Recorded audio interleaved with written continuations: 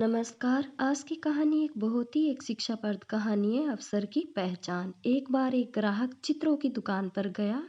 उसने वहां पर अजीब से चित्र देखे। पहले चित्र में पूरा चेहरा बालों से ढका हुआ था और पैरों में पंख थे। एक दूसरे चित्र में सिर पीछे से गंजा था। ग्राहक ने पूछा, यह चित्र किसका है? दुकानदार ने कहा, अफसर का। ग्राहक ने पूछा, इसका चेहरा बालों से ढका क्यों है?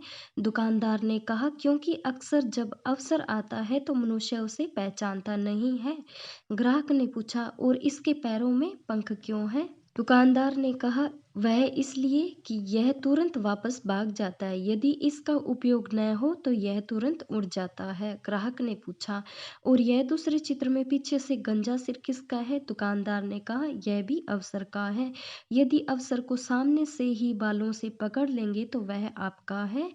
अगर आपने उसे थोड़ी देर से पकड़ने की कोशिश की तो पीछे का गंजा सिर हाथ आएगा और वो फिसल कर निकल जाएगा। वह ग्राहक इन चित्रों का रहस्य जानकर हैरान था, पर अब वह बात समझ चुका था।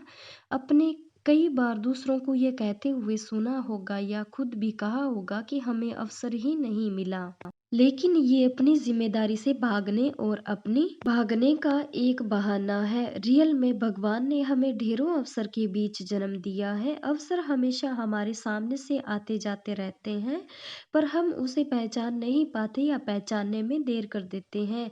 और कई बार हम सिर्फ इसलिए चूक जाते हैं क्योंकि हम बड़े अवसर की ताक में रहते हैं। पर अवसर बड़ा या छोटा नहीं होता, हमें अवसर का भरपूर उपयोग करना चाहिए।